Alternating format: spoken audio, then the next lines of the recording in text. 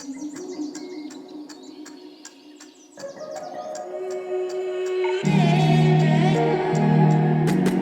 gusta la bajada también. Hoy vamos a hablar del efecto checklist. Te estaba diciendo, me gusta la bajada. Cómo una simple lista de comprobación elimina errores y salva vidas. Cuando me hablaste de este libro, hace mucho tiempo, tengo que decirte que me gusta mucho el tema porque apela a mi costado controlador. La parte de Martín... Te hace sentir bien. Claro. Hay una parte ahí que vive adentro mío que dice hay que controlar todo, que simpatiza mucho con el libro, pero dejando de lado eso que es verdad. Me gusta mucho la idea de ordenar en un checklist. Siempre me gustó, bueno, tiene mucho que ver con el orden de la prioridad diaria. Claro. ¿No? Con la lista de tareas. Bueno, él dice que hay muchas como paradojas en relación a la checklist, porque dice, en la era de la gran complejidad informática, ¿no? De casi de los robots y todo, ¿cómo es que propongo, cómo es que vengo a proponer o cómo es que vengo a desarrollar un concepto de cómo impacta una simple lista de comprobación que, para ubicarla rápidamente como una imagen cotidiana, puede ser desde una lista para ir a un supermercado hasta una receta? Pero vamos a hablar primero del autor. Es una paradoja absoluta. Es verdad que en un mundo tan tecnológico, que todo lo podés tener digitalizado, que se supone que los procesos complejos tienen que tener más que una lista de comprobación, te lleva mucho al escribir a mano en un cuaderno, ¿no? Bueno, te interrumpí, vamos a hablar del autor. Él es médico cirujano especializado en glándulas endocrinas. Es un cirujano medio estrella, es muy famoso en Estados Unidos. De hecho, él bromea un poco con esto de que antes de que ingrese el cirujano general, digamos, todo el mundo hace silencio y ese papel de estrella no ha favorecido el tema de aplicar las listas de comprobación, porque ¿quiénes son? Que es un pedacito de papel para decirme a mí, cirujano estrella, lo que tengo que hacer. Y él empieza contando, las primeras 34 páginas del libro son como abrumadoramente, ¿cómo decirlo?, impresionantes, porque se la pasa hablando de escenas médicas como bastante tortuosas en un quirófano, ¿no? Y en un quirófano cuando las cosas salen mal. Estoy pensando que la cultura pop norteamericana, sobre todo a través de la televisión, ¿no?, ha construido a médicos como estrellas. Estoy pensando en las 17 temporadas de Grey's Anatomy, que a pesar de ser una serie no sé si tenés idea de la trama, son conflictos adolescentes en cirujanos de 35 años que están en un hospital de Seattle y bueno, les pasa todo lo que te puedas imaginar, pero el médico tiene como un rol muy protagónico. Y unos años antes, Doctor House. Claro. Y de hecho ahora hay otra serie con Doctor no sé cuánto. Sí, con lo cual, Good Doctor, creo que es. El personaje cirujano es un personaje que a través de la televisión se instala como una estrella de la sociedad, sí. Existe como en ese rol de estrella social. Bueno, y él lo describe así un poco jocosamente, diciendo que están como las luces tenues y están como todos formados y llega así como a ponerse los guantes. Para tipo, pónganme los guantes. Claro. Entonces todo en silencio, pide cosas y todo el mundo como obedeciendo. Es como un rockstar de un ámbito delicado. Él dice que eso es lo anti cultura de trabajo en equipo, digamos, y de cierta disciplina para aplicar procedimientos.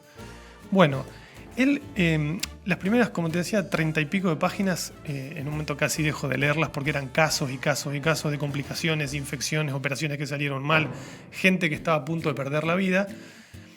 Y él empieza como a contar que comienza a detectar la importancia de descubrir y de darse cuenta y de tener presente qué hay que hacer, en qué momento y de qué manera, ¿no? Como diciendo, acá fallamos en esto, pero si lo hubiéramos tenido presente, no hubiésemos fallado. Entonces, pero qué registro sensible, empieza a darse cuenta. Impresionante. Entonces, de alguna manera él cuenta que empieza a escuchar a su equipo y a la gente que trabajaba con él. Entonces, el trabajo de las enfermeras, el trabajo de los internistas, qué tipo de mejoras introducían con detectar pequeños procedimientos, y empieza como que se le despierta el bichito de reflexionar sobre este tema de hacer una lista para no olvidarte cosas. Entonces él dice, en una época donde todo se ha vuelto extraordinariamente complejo, es todo muy complejo, él dice que en una operación hay 16 especialistas interactuando en el momento de la intervención quirúrgica, Con lo cual, dice, en un punto no podés saber, llegamente no manejás. El cirujano no tiene idea de qué cosas es importante que hagan los anestesistas. Y los anestesistas no tienen mucha idea de los cirujanos. Entonces, o sea, en algo tan delicado como es el equilibrio que tenés que tener en el cuerpo físico, tenés diferentes especialistas que trabajan desconectados uno de otro por la naturaleza misma del proceso. Bueno, y subespecialistas, ¿no? Entonces él dice, bueno, ¿cómo hacer para enfrentar esa complejidad? De alguna manera, dice, nos viene de un área, la idea que aparece viene de un área totalmente ajena a la medicina. Ajá. Y ese área totalmente ajena es la industria aeronáutica. En realidad, la industria de la aviación, del pilotaje, podríamos decir. Entonces cuento una anécdota que el gobierno de Estados Unidos convoca una competencia de proveedores para la industria aeronáutica, que en aquel momento eran básicamente Boeing y Martin Douglas, donde presentan prototipos para que se transformen en bombarderos pesados para la Segunda Guerra Mundial. Bueno, parece que Boeing presenta un modelo espectacular con aleación de aluminio, muy moderno, que tenía una capacidad de carga de bombas 10 veces superior al de los otros competidores. Era como Vox Populi en el ambiente de que Boeing iba a ganar, ¿no? Y les van a comprar a Boeing porque son insuperables. Okay. Se junta una comisión de gente del gobierno, pilotos expertos, militares, digamos, militares de alta jerarquía, van a la prueba de los diferentes prototipos y resulta que despega el prototipo de la Boeing y a los 90 metros entra en pérdida, se cae y explota, ¿no? Y quedan, te imaginas, en el momento de la prueba, ya todos diciendo listo, casi decían, ¿para qué vamos a hacer la prueba si va a ganar Boeing? Pasa semejante tragedia, muere el piloto, que encima era un militar de larga trayectoria en Estados Unidos, con mucha experiencia. Eran 5 tripulantes, mueren 2, sobreviven 3. Bueno, lo que pasa después es que el gobierno le compra aviones a la competencia, pocos, creo que no sé si 30 o 35, y la gente de Boeing empieza como a pensar, romperse la cabeza, a pensar, ¿qué pasó? Claro.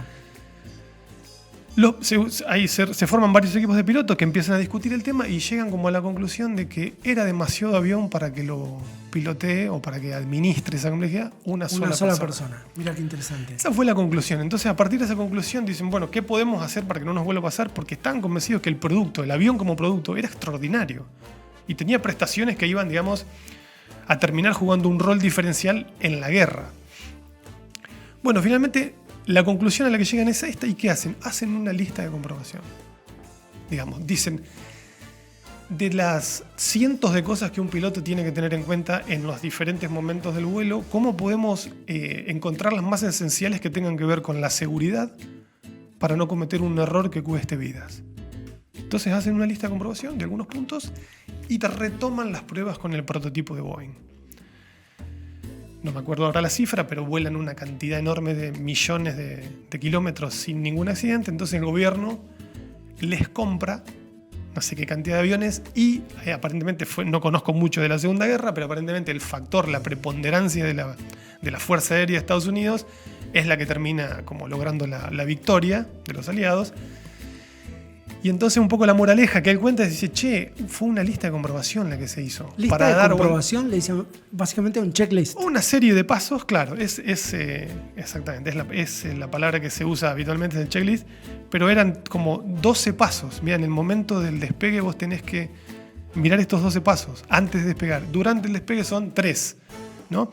Entonces, bueno, queda como impactado, como diciendo, mirá esta idea, mirá cómo es necesario reflexionar en que tenemos que simplificar la complejidad en temas de seguridad, ¿no?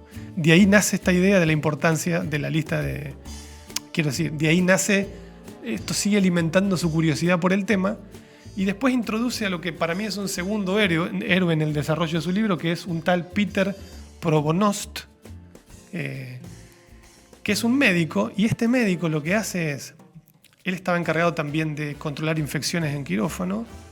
Entonces dice, bueno, vamos a hacer una pequeña serie de pasos que tengan que ver con la seguridad, a ver cómo podemos mejorar los números. Y lo hace en el John Hopkins Hospital, que es un hospital que tiene muchos recursos y tiene mucha gente. Y le va muy bien. Es como que la curva de infección en quirófano desciende estrepitosamente y después le dicen, bueno, pero ¿por qué no lo pruebas en el mundo real? No, como en el mundo real, si ya lo pruebo en un hospital, no, pero Claro. probarlo en hospitales que no tienen recursos, que tienen poca gente, ¿no? Etcétera. Lo prueba y le sigue yendo bien. Le cuesta mucho, digamos, la verdad es que le cuesta mucho que los médicos le hagan caso y que usen la lista de verificación. Dice que las enfermeras la usaban y los médicos, sobre todo los cirujanos, eran muy reacios a usarla. Entonces, astutamente, ¿qué hace? Acá hay cuestiones, mirá, qué interesante. Aparecen cuestiones de poder. Los médicos no le hacían caso a las enfermeras. O sea, las enfermeras no tenían la facultad de detener a un cirujano cuando se saltaba un paso. Claro. Entonces Provonost habla con los directores del hospital y les dice: necesito que apoyen O sea, guiaba. esta prueba. Las decisiones se tomaban en función de la jerarquía y no en función del conocimiento. Exactamente. Ajá. Entonces dice, consigue ese apoyo y los directores del hospital dicen: perfecto, vamos a poner una nueva regla que faculte a las enfermeras a detener a un cirujano. ¿No? A suspender la Me tarea. hace acordar de detención de tareas, claro. Entonces, que a partir de eso, ahí empezó a cambiar la cosa y dice que esa decisión, dice Gawande, fue No, revolucionaria. es que además introducís un conflicto en la cultura. Dice, fue revolucionaria. Porque claro, al no existir esa regla y había conflictos, las enfermeras no se iban a exponer innecesariamente a tener un conflicto con un cirujano, podían ser despedidas o castigadas, entonces no lo hacían. Entonces empezaron a relacionar que las mejores posibilidades de la lista estaban con conseguir apoyo de la jerarquía, lo consigue, y eso revolucionó el uso de la lista de comprobación. Y lo curioso fue que empezaron a detectar que los casos de infecciones, por ejemplo, bajaron prácticamente a cero. La lista de comprobación simplemente era un orden de pasos que había que revisar. Exactamente. Ajá. Y que no se podía comenzar con la intervención quirúrgica hasta tanto no se había repasado ¿Por cada qué uno de los pasos. El efecto checklist. ¿Cuál es el efecto checklist? Bueno, él dice que uno de los efectos más importantes es que induce disciplina e induce cultura, ¿no? Y te voy a dar un ejemplo. Induce disciplina e induce cultura. Digamos, de alguna manera te obliga a pasar por ese paso que es mirar la lista y dejarte guiar por la lista. Porque esa lista no es una lista caprichosa, es una lista que detrás tiene un montón de trabajo de reflexión. De bajar datos estadísticos por millones de accidentes, porque analizan infinidad de accidentes para saber dónde están las fallas. Claro, es poner el orden afuera, básicamente. Bueno, lo que hace un procedimiento, ¿no? Sacar el orden de adentro tuyo y ponerlo afuera. Exactamente. Ajá. Entonces eso es lo que decodifica o le pone este nombre de efecto checklist. ¿Es ese? Exacto. ¿El de poner el orden afuera? Incluso más. Él dice, todavía, dice Gawande, yo tengo dudas. Dice, yo seguía teniendo dudas de que esto pudiese funcionar. Realmente dudaba.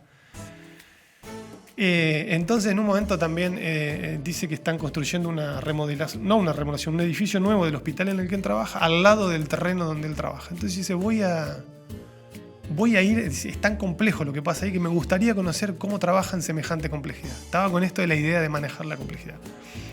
Entonces se junta con Joe Salvio, que tiene, junto a McNamara, tiene una empresa de ingeniería estructural. Que es como un tercer gran personaje, me dijiste. Está la historia de la aviación, la historia vinculado al mundo de la industria de la aviación, la historia vinculada al quirófano. Correcto. Y ahora la industria de la construcción. De la construcción. O sea, 3 industrias donde el accidente también es bastante delicado, ¿no? 3 industrias en las que se requiere como una alta orientación a la disciplina.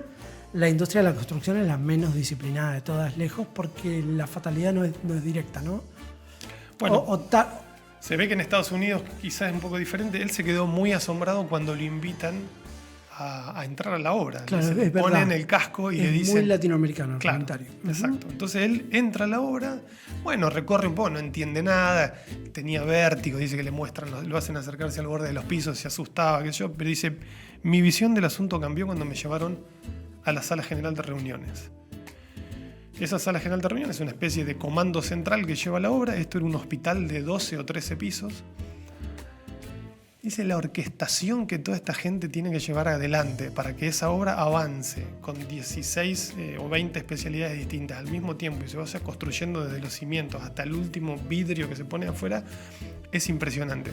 Y lo que vi, dice, para mi sorpresa, en todas las paredes de la sala de reunión eran listas de comprobación.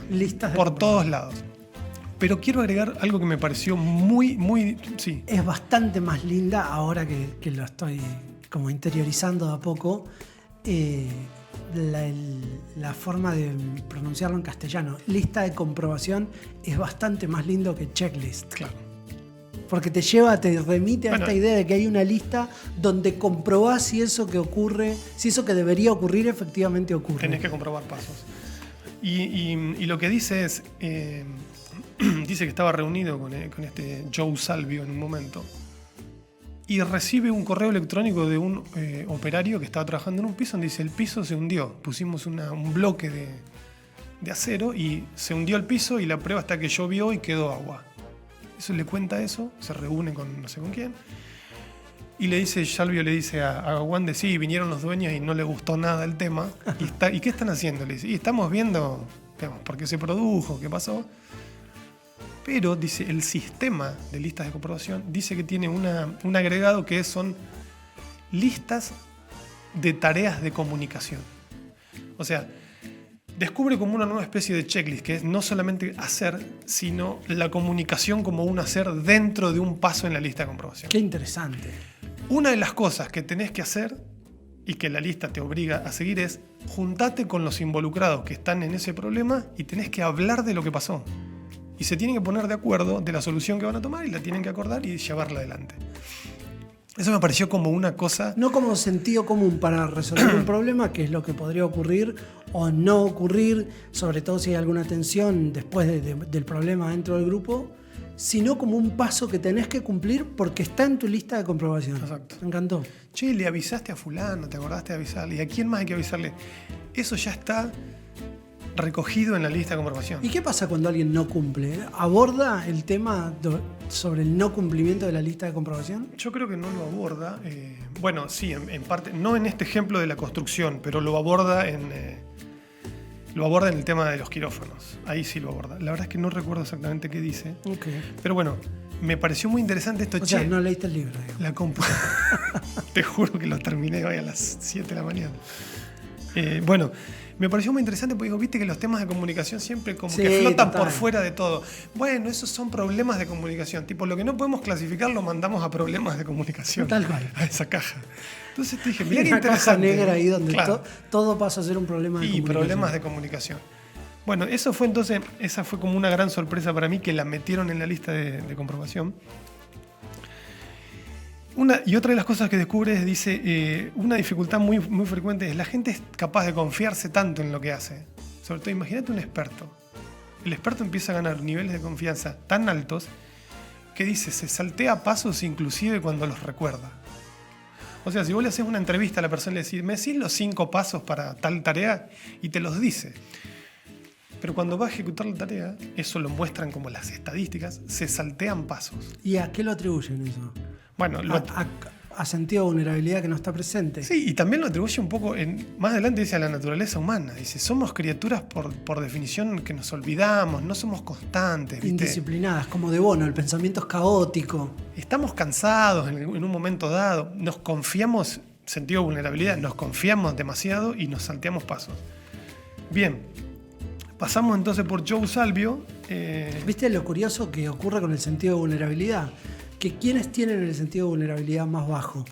Bueno, aquellas personas que no entienden, entonces al no conocer, no distinguís, no puedes ver el peligro o el riesgo, entonces tu sentido de vulnerabilidad es bajo, no sos consciente que hay algo ahí que puede ocasionar un daño. O cuando ya tenés demasiada experiencia, entonces ya sabes que hay cosas que en determinadas circunstancias no generan daños y entonces, bueno, das por hecho que no va a pasar nada. Es particular lo que ocurre con el sentido de vulnerabilidad. En los dos extremos se pierde. Por eso como esta necesidad de mantener reflexiones permanentes. El hecho de reflexionar en forma permanente lo que hace es mantenerte alerta, sobre todo ante peligros y riesgos. Ante todo, ¿no? La reflexión permanente funciona para cualquier tema, pero para los peligros y riesgos más todavía. Bueno, imagínate un quirófano, ¿no? Donde lo que está en juego ya ahí es directamente, tenés una persona que está abierta y sobre la que le están interviniendo los órganos, digamos, cualquier falla ahí, por pequeña que sea, te cuesta la vida de la persona.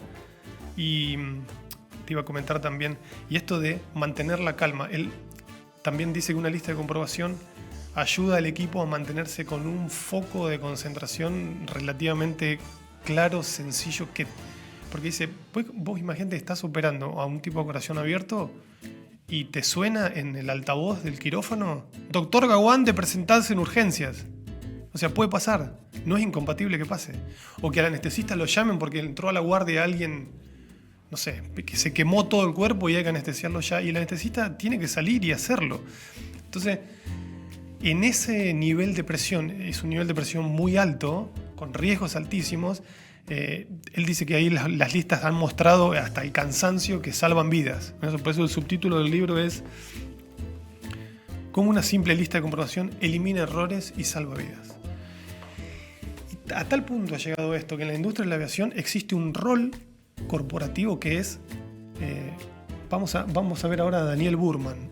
Dan Burman es un especialista de la Boeing que a lo que se dedica específicamente es a conjurar. Dice, nosotros conjuramos, estamos en la ciencia de conjurar el error humano. O sea, leen la descripción de un accidente, o sea, la resultante de la investigación de un accidente aéreo de 250 páginas y tienen que llegar con eso a una lista de comprobación lo más básica posible. Que tome los aspectos más cruciales que hubiese. ¿Qué es ejecutivo de qué compañía? De la Boeing. Ok. Él trabaja en la Boeing y se dedica a eso. Dice que lo fue a visitar. Cuenta, es muy gracioso porque visitó a todos, ¿no? A todos estos personajes. Y que Burman vive son pilas y pilas de manuales y checklists de comprobación de todas las... Está Delta, está American Airlines, están todas las listas ahí. Imagínate el nivel de... Por un lado, de decodificación de lo que pasa en un accidente, ¿no? Todas las causas que involucraron y dónde podés intervenir con algún enunciado que puesto en una lista de 9 pasos le diga a un tipo, mira esto. Si mirás esto, puede que todo este encadenamiento no suceda. Esa es su tarea específica, ¿no? Ya existe como un rol dentro de las corporaciones. Me pareció impresionante. Visita a este hombre y él le da como una definición, lo que me pareció como una definición final de lo que es una de las bondades de la checklist. Dice, no es una fórmula y no nos garantiza que fracasemos, pero ayuda a hacer todo lo inteligente que es posible durante una de las fases del proceso y garantiza que uno dispone de la información crítica que necesita cuando la necesita. Eso me pareció genial. Que sea sistemático a la hora de tomar decisiones y que se haya hablado con toda la gente que se tenía que haber hablado. Qué contradicción entre lo útil y lo efectivo que es desarrollar listas de comprobación o checklist y la complejidad que tenemos nosotros como bicho, como animal humano para seguirlas. Uh-huh. Digamos, aborda el libro cómo vencer la indisciplina. Dice, bueno, miren, y además somos este bicho humano que no le gusta el orden ni la disciplina, etc. Eso lo dice con esa palabra, no nos gusta, por algún motivo. La verdad que es como que plantea todo el tiempo... Y simplemente dice, bueno, ¿y debería gustarnos? ¿O te da alguna suerte de hack o de... No da hacks ni... De shortcut para... Dice que es el desafío, pero bueno, de alguna manera dice, che, listas de comprobación. Claro. No, las tenemos que usar. Y... te habla de las bondades de la lista, pero no te ayuda a la implementación, digamos. No, ese es un desafío bien grande. Bueno, cuando eso ocurre, cuando no hay una ayuda en la implementación de los temas, ¿a qué se recurre? A ver, ¿qué se te ocurre? A la reflexión. Necesitas que la gente incorpore motivos a su conducta. Es decir, uh-huh, que entienda por qué y entender a partir de profundizar en las temáticas. Una vez que... ¿Viste cómo funciona el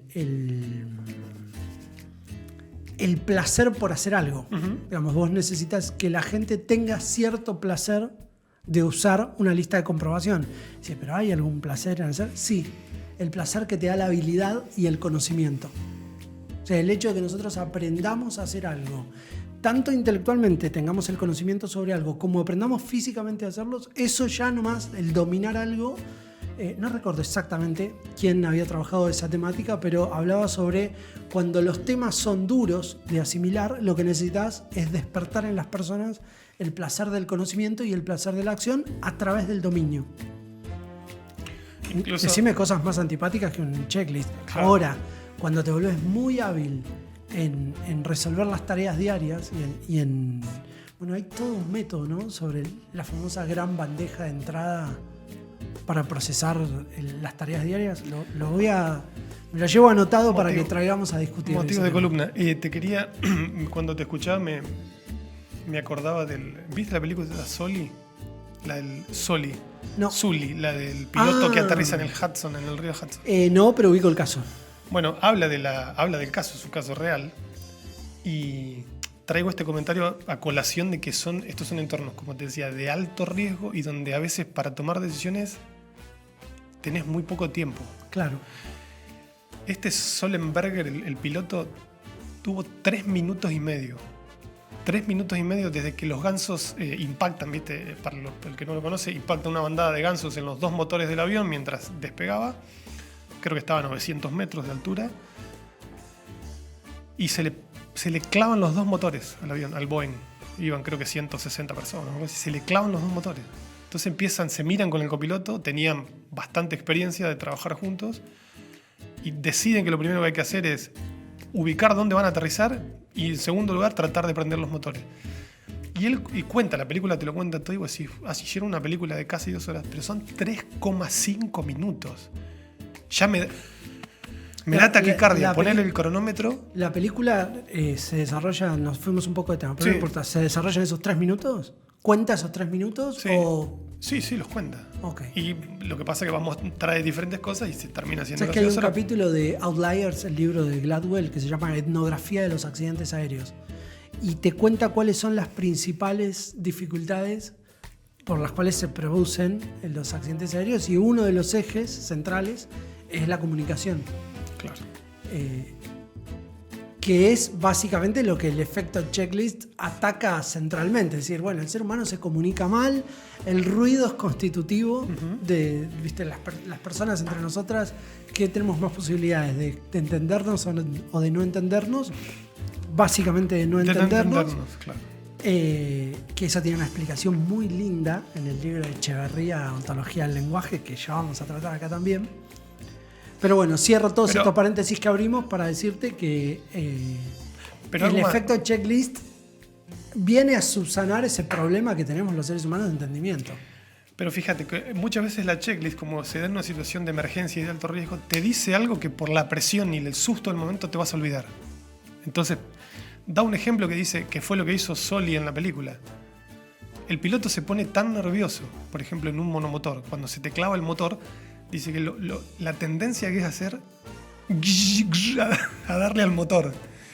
Y la checklist te dice, en ese minuto, pilotee el avión, dice la checklist.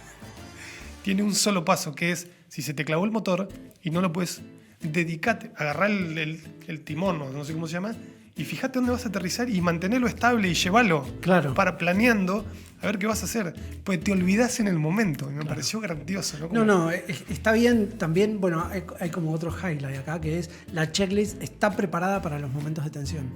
Claro. Es un libro que hay que leer. La pregunta del millón. El tema me resulta interesante. Ya te digo que por lo menos es para tener clara una síntesis. Está muy conectado a la disciplina. Pero es un libro que... No sé si lo recomendaría. Claramente no es para todo público. Pero el impacto que tienen las checklists está como muy probado. Cruza como muchísimas áreas. Cruza la gastronomía también, porque habla de las recetas. No me metí ahí porque si no nos iba a ser un poco más largo. Pero yo te diría que si estás buscando una como manera muy ordenadora de reducir riesgos, digamos, mediante una lista clara, la reflexión que está detrás del libro para llegar a eso me parece que es muy valiosa. No se lo recomendaría a todo el mundo. Es un libro para trabajar conectado a disciplina operacional. Sí, cruza disciplina todo el tiempo. Incluso la última anécdota es que diseñan, mirá, los objetos interviniendo el contexto, ya lo hablamos en otra columna. Diseñaron un checklist de quirófano que le pusieron de nombre a la checklist listo para el despegue. Y pusieron el bisturí del cirujano debajo de una especie de carpita. Y la carpita decía listos para el despegue. ¿Cómo intervinieron culturalmente el contexto? El cirujano no podía meter la mano en la carpa para sacar el bisturí, hacer la incisión, hasta que la enfermera en jefe no le decía que la lista había sido repasada y se podía despegar. En ese caso, despegar era hacer la incisión. O sea, las listas te ordenan el contexto en el que estamos. No me motivás a leer el libro, pero igual ya voy a hacer un esfuerzo. Vos lo vas a leer. No, hay algo en mi naturaleza que dice, lo tenés que leer para después no cumplirlo. Pero lo tenés que leer. Gracias. Bueno, gracias.